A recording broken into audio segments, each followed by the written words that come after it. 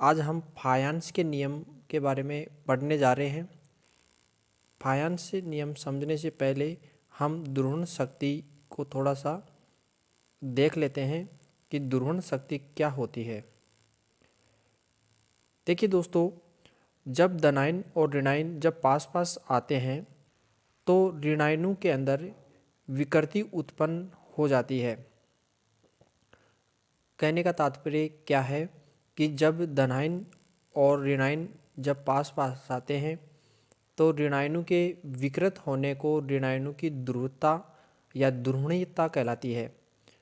और ऋणायन दोनों विपरीत आवेश है, तो धनायन क्या करता है, आयन को अपनी ओर आकर्षित करता है, जिससे ऋणायनों में विकृति उत्पन्न हो जाती है और ये विकृति ही दुर्गुणीयता कहलाएगी, ऋणायनों की दुर्गुणीयता कहलाएगी।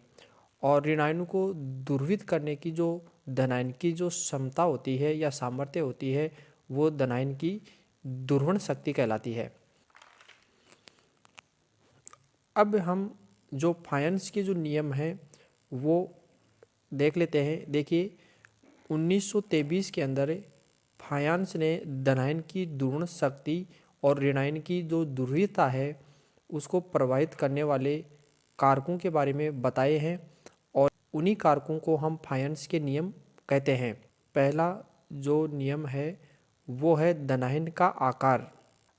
दुर्गुण क्षमता धनायन के आकार के व्युत्क्रमानुपाती होती है।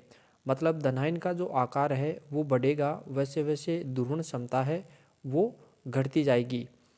धनायन का आकार घटने पर धनायन पर जो आवेश घनत्व है वो बढ़ जाएगा और जिससे धनायन के जो नाभिक हैं, यानी जितना धनायन छोटा होगा उतना ही वो ऋणायन को आसानी से दुर्वित कर देगा।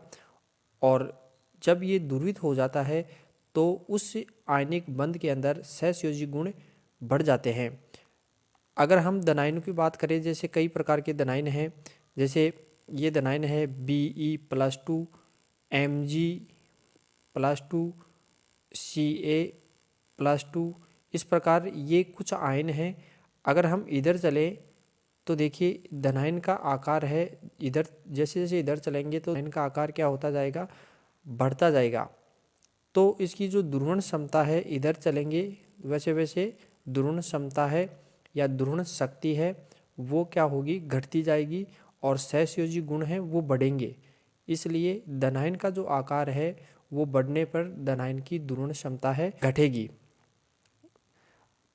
अब इसके बाद में दूसरा जो इसका नियम है वो है धनायन पर आवेश का मान बढ़ने पर दुर्गुण शक्ति भी क्या होगी, बढ़ेगी। ये धनायन है और इस पर Na+Mg+2 Al+3, इधर जैसे जैसे इधर चल रहे हैं तो धनायन के ऊपर आवेश जो है वो बढ़ रहा है और धनायन पर आवेश बढ़ता है, वैसे वैसे दुर्गुण शक्ति है वो भी बढ़ती है और दुर्गुण शक्ति बढ़ती है वैसे वैसे सहसंयोजी गुण भी बढ़ते हैं। तीसरा देखिए, ऋणायन का आकार। ऋणायन की दुर्गुणता है वो ऋणायन के आकार पर निर्भर करती है। जैसे जैसे ऋणायन का आकार बढ़ेगा वैसे वैसे दुर्गुणता भी बढ़ेगी। मतलब जितना ज़्यादा ऋणायन बड़ा होगा उतनी उसकी दुर्गुणता है वो ज़्यादा होगी, मतलब वो जल्दी दुर्गुणित होगा। जैसे जो फ्लोरीन है, क्लोरीन है, ब्रोमीन है और आयोडीन है, इनके ये सारे के सारे क्या हैं, आयन हैं। इस आयनों में देखिए इधर फ्लोरीन, क्लोरीन, ब्रोमीन और आयोडीन, ये जो आयोडीन है इसका आकार ज़्यादा है इसलिए ये जल्दी दुर्वित होगा। मतलब इसकी जो दुर्विता है या इसमें ज़्यादा विकृति उत्पन्न होगी।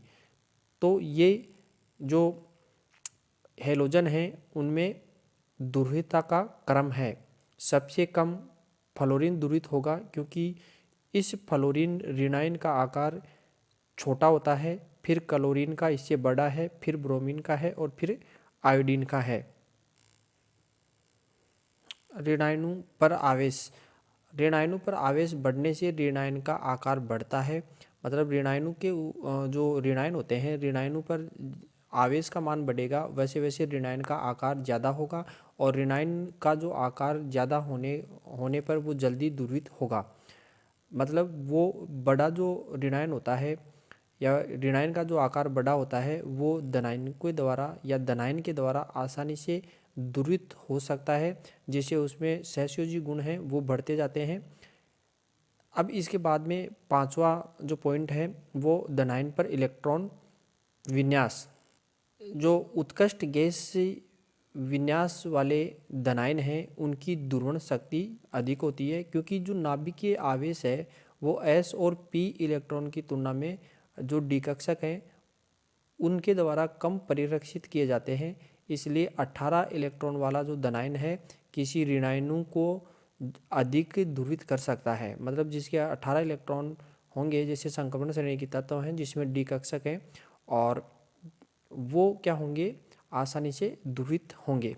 तो जब किसी लवण का निर्माण होता है उसमें धनायन और ऋणायन दोनों होते हैं, और धनायन और ऋणायन पास पास आते हैं तो उस लवण का या उस आयनिक यौगिक का निर्माण होता है। तो जैसे ही धनायन और ऋणायन पास पास आते हैं तो ऋणायन धनायन की ओर आकर्षित होगा, जिससे ऋणायन के अंदर विकृति उत्पन्न हो जाती है, जिसे ऋणायन की ध्रुवणता कहते हैं। और धनायन के द्वारा उसको ध्रुवित करने की जो शक्ति होती है या सामर्थ्य होता है उसको धनायन की ध्रुवण शक्ति कहते हैं। फायंस ने 1923 के अंदर धनायनों की ध्रुवण शक्ति और ऋणायनों की जो ध्रुवीयता है उसको प्रभावित करने वाले कारक बताए हैं, और उन कारकों को ही फायंस के नियम कहा जाता है। इसमें पहला जो कारक है वो है धनायन का आकार। देखिए दोस्तों, धनायन का आकार जैसे बढ़ेगा तो ध्रुवण क्षमता घटेगी। मतलब ध्रुवण क्षमता है वो धनायन के आकार के व्युत्क्रमानुपाती होती है। अब इसको डिटेल से देखें कि ऐसा क्यों होता है। देखिए, धनायन का आकार घटने पर धनायन पर आवेश घनत्व बढ़ जाता है, जिससे धनायन के नाभिक द्वारा ऋणायन के इलेक्ट्रॉन अधिक बल से आकर्षित होते हैं। अतः छोटे आकार के धनायन ऋणायनों को आसानी से ध्रुवित कर देता है और आयनिक बंध में सहसंयोजी गुण हैं वो बढ़ जाते हैं, इसलिए ऐसा होता है। ये कुछ धनायन हैं Be+2, Mg+2, Ca+2, Sr+2, Ba+2। इसमें देखिए, जैसे इधर हम आते हैं बेरिलियम से लेके और बेरियम तक आते हैं तो इनकी ध्रुवण शक्ति है वो घटेगी और सहसंयोजी गुण हैं वो बढ़ेंगे। तो ये था पहला जो नियम है वो ये था। अब इसके बाद में दूसरा है धनायन पर आवेश, मतलब धनायनिक आवेश। देखिए दोस्तों, मैंने आपको पहले बताया है कि धनायन जितना छोटा होगा उतना ही उसकी जो ध्रुवण शक्ति है वो अधिक होगी और वो आसानी से ऋणायनों को ध्रुवित कर सकता है। तो आवेश बढ़ने पर धनायन की ध्रुवण शक्ति बढ़ती है, अर्थात ध्रुवण शक्ति धनायन पर आवेश के समानुपाती होती है। मतलब धनायन पर आवेश बढ़ेगा वैसे वैसे ही उनकी ध्रुवण शक्ति है वो बढ़ेगी, क्योंकि धनायन पर आवेश बढ़ेगा तो धनायन का आकार है वो घटता है। अब ये कुछ धनायन हैं। सोडियम का आयन है, मैग्नीशियम आयन है और ये एल्यूमिनियम आयन है। इस पर आवेश देखें तो सोडियम पर 1 है और मैग्नीज पर +2 और एल्यूमिनियम पर +3। तो इस प्रकार ध्रुवण शक्ति बढ़ती है और ध्रुवण शक्ति बढ़ेगी तो सहसंयोजी गुण भी बढ़ेंगे। तीसरा जो है ऋणायनों पर आवेश, मतलब ऋणायन का आवेश। ऋणायन की ध्रुवणता है वो ऋणायन का आकार बढ़ने पर बढ़ती है। मतलब ऋणायन की ध्रुवीयता है वो ऋणायन का आकार के समानुपाती होती है, क्योंकि जो ऋणायन का जो आकार है वो क्या है, जितना छोटा होगा उतनी ही उसकी ध्रुवण शक्ति है वो कम होगी। तो आकार बढ़ने पर ध्रुवीयता है वो ज़्यादा होगी। यहाँ पर आयोडीन सबसे बड़ा आकार है, आयोडीन आयन का सबसे बड़ा आकार है, इसलिए इसकी ध्रुवीयता है वो ज़्यादा होगी। अब इसके बाद में ऋणायनों पर आवेश। देखिए दोस्तों, ऋणायनों पर जैसे आवेश ज़्यादा होगा वैसे वैसे उस ऋणायन का आकार भी बढ़ेगा। तो यहाँ पर हम देखें तो ऋणायनों के ऊपर जो आवेश है, ऋणायनों पर आवेश बढ़ने से ऋणायन का आकार बढ़ता है। ऋणायन का आकार बड़ा होने से धनायन आसानी से ध्रुवित हो सकता है, जिससे सहसंयोजक गुण बढ़ता है। ये फ्लोरीन का आयन है, ये ऑक्सीजन का आयन है और ये नाइट्रोजन का आयन है। और इस पर एक आवेश है और इस पर 2 है और इस पर -3 है। तो इस प्रकार ध्रुवणता बढ़ती है और सहसंयोजी गुण भी बढ़ते हैं इन पर आवेश बढ़ने से।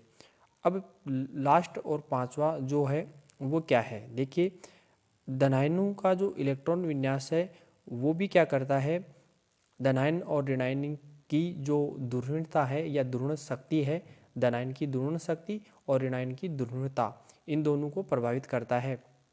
देखिए छद्म उत्कृष्ट गैस विन्यास वाले धनायनों की ध्रुवण शक्ति ज़्यादा होती है, क्योंकि नाभिकीय आवेश s व p इलेक्ट्रॉनों की तुलना में d कक्षक द्वारा कम परिरक्षित किया जाता है। इसलिए 18 इलेक्ट्रॉन वाला धनायन किसी ऋणायन को अपेक्षाकृत अधिक ध्रुवित कर सकता है। तो इसका मतलब क्या हुआ कि अगर किसी धनायन का जो इलेक्ट्रॉन विन्यास है वो अगर उत्कृष्ट गैस के समान है तो उसकी जो ध्रुवण शक्ति है वो ज़्यादा होगी। मुझे आशा है आपको ये टॉपिक समझ में आया होगा।